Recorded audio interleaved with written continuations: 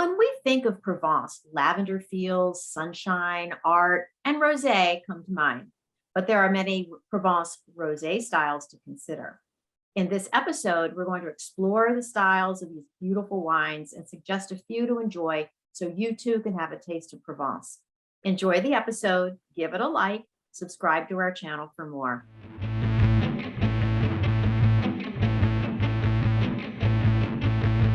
Beautiful Provence. The region is in the south of France and includes the French Riviera all the way to Marseille and north to the Luberon.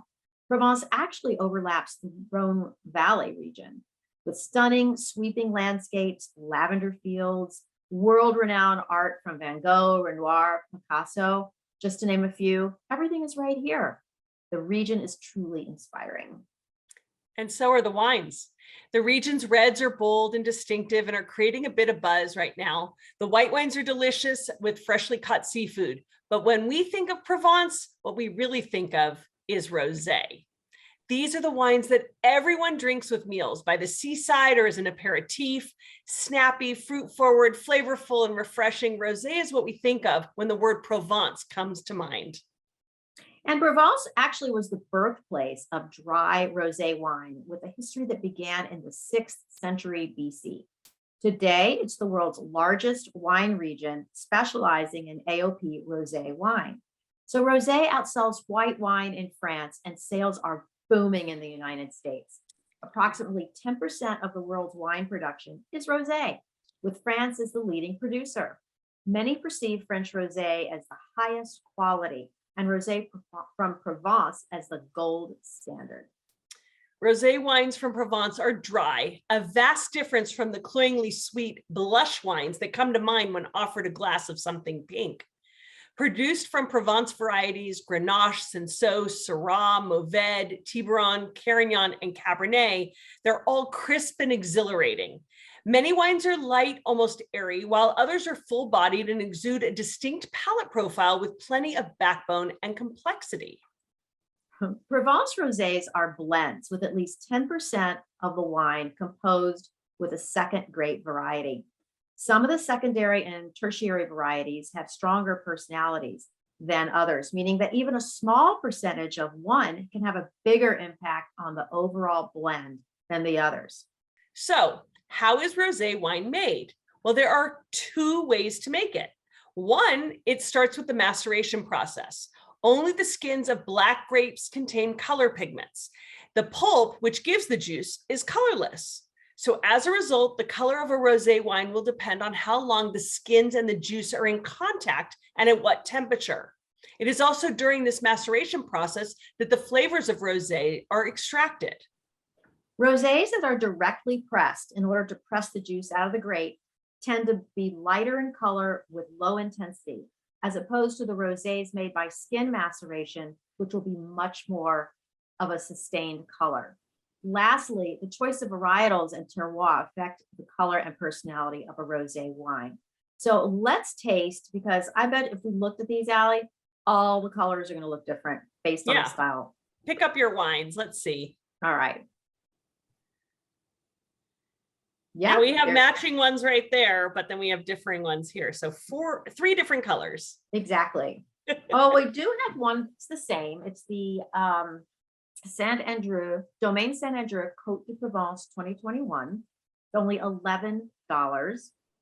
This is from the AOP Côte de Provence with clay, limestone hillsides. The blend, the cuvee, is Syrah, mainly Syrah, Cinsault, and Grenache. And it gives this wine a light peach color.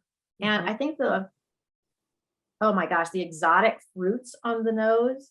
I know, it's very aromatic, like just jumping out of the glass with this, bright exotic fruit and citrus, a real, brightness to it. Yes. I mean, you could almost taste it through your nose. It's very bizarre. Spice, fresh, beautiful on the palate. There's a nice roundness on the palate, but a lot of minerality.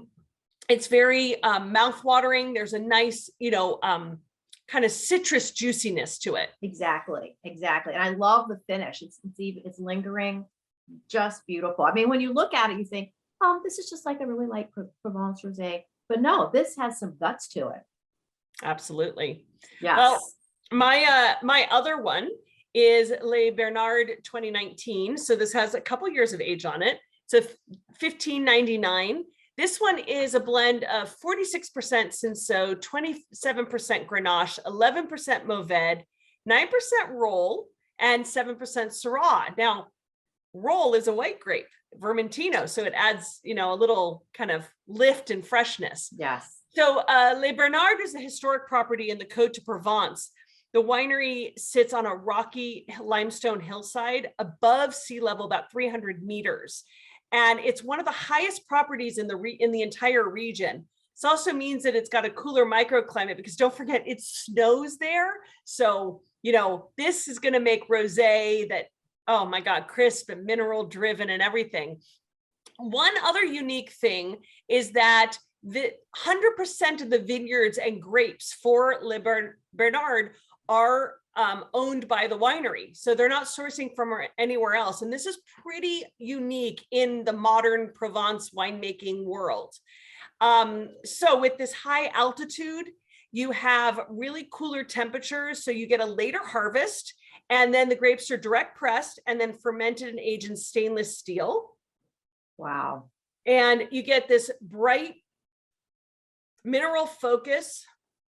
I'm getting orange, strawberry, and floral notes.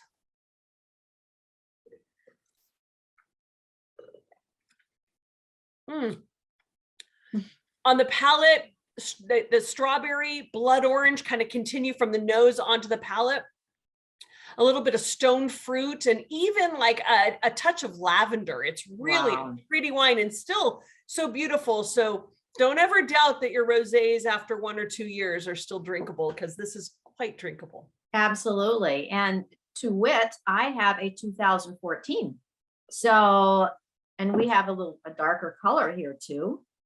This is the Chateau Vignolard Rosé 2014. It's $17.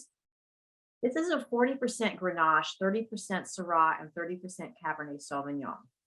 It's from hand-harvested grapes from old vines. And let's just taste a little bit. It's got age on it. It is not that light and breezy rosé that you are just going to be, smelling the seaside. This has some real flavor. It's definitely fruity. It's definitely herbal. You're getting some tertiary notes of, I don't know, like some wet stone, some really overripe orchard fruit almost, crushed strawberries. It'd be like almost a compote. This is really a fascinating wine, which kind of proves that rosés can age. You might not want them to age, but at $17, you may not want to keep it that long, but it can age. Held in the right conditions, it can. Absolutely. This winery was established by Georges Brunet. He was a former owner of a Bordeaux third growth Chateau, La Lagune. So he sold it then to a Swedish couple who literally fell in love with the place while they were looking for a retirement home in the south of France. So retirement goals right here. Well, go to Provence. I've always said that you should never judge a rosé by its color, because whether it's very light or a darker pink doesn't necessarily tell you what you're going to get. And I think that the variety in Provence rosé styles contributes to the fact that rosé may just be one of the most food-friendly wines on the planet.